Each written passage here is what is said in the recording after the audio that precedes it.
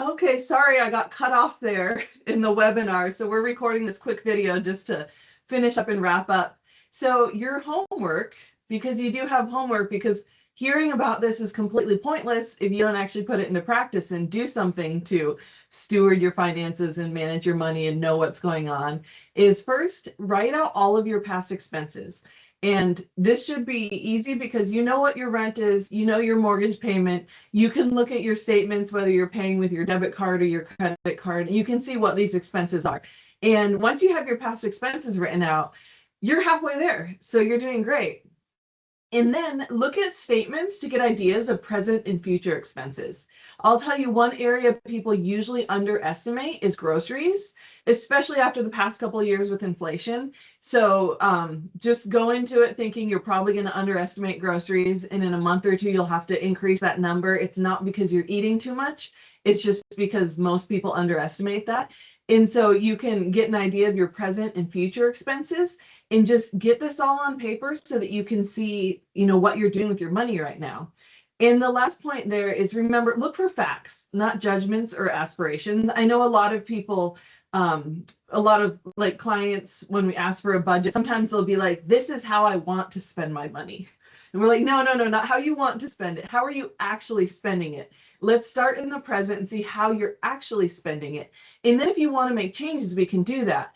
But don't say this is how I'd like to be doing it, or this is what I wish it was because I don't agree with how I'm spending right now. Start with just the facts. What do your statements say? Where is your money going?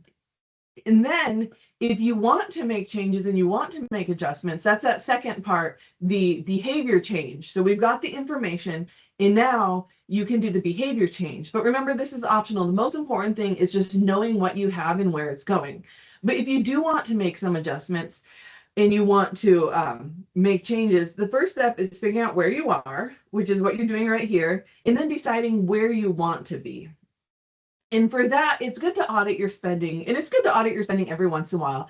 And the first thing is just check to see if your spending reflects your values and say, okay, this budget, how I'm spending, if someone looked at that, would they know what mattered most to me?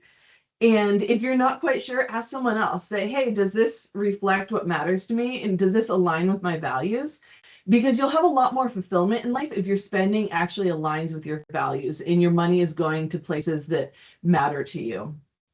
And then I'd encourage you to ask God if there's any changes he would like you to make with his money.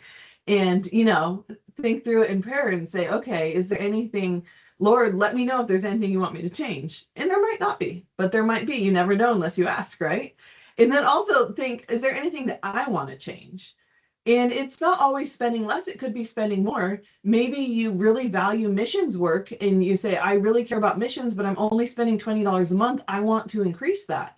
And so just looking at it and seeing if there's any changes you'd like to make can be very helpful in seeing, where do I want to go in the future? What do I want to change?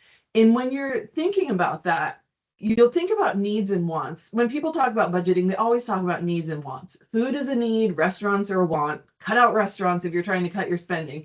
But that's kind of superficial and not very helpful in my mind, because often your wants reflect a deeper need. So if you're eating out at restaurants all the time, it's not because you need restaurant food. It might be because you're just too busy to cook. Or maybe, you're single and you live alone and that's how you connect with people socially. And so if you try to completely cut that out, you're not going to succeed because there is a deep need underneath that. So it's really important to recognize the needs behind it. So if your restaurant habit is a social need, maybe you can start meeting with people at a local park and going for a walk. And that way your need is still being met, but then you can cut back on expenses at restaurants. Or maybe if it's because you're so busy, you start doing meal planning on the weekends or make your kids help make dinner, something like that. And so don't just go and say, oh, well, everyone says restaurants, that's a luxury item, so I'm just completely cutting it out. Ask yourself, what am I getting from this? And how can I have that need met in a different alternative way as you're looking to cut things out? And then as you make adjustments, I would encourage you to just first write down everything you'd like to change and then prioritize it. Because if you're trying to make 8 changes at once, that can be too much. But if you address one thing at a time and make small changes over time, then you'll be able to have success and make changes. And so just, one thing at a time, do it gradually, and just be patient with yourself. Give yourself time to adjust. And then in the future, when you're addressing expenses and thinking, oh, should I spend money here or should I spend money there? There are two questions I'd encourage you to ask yourself. And the first one is, does it fit in your budget? That's an important one. Do I actually have the money for it? And then the second one is it aligned with my values? Because you might have the money for it, but if it's not something you really care about and it's not really aligned with your values, maybe you shouldn't spend it. So this is your homework. The most important thing is just being aware of your spending and aware of what money's coming in. And then if you're not satisfied with what's going on right now in the present, make plans to make changes going forward. Thank you so much.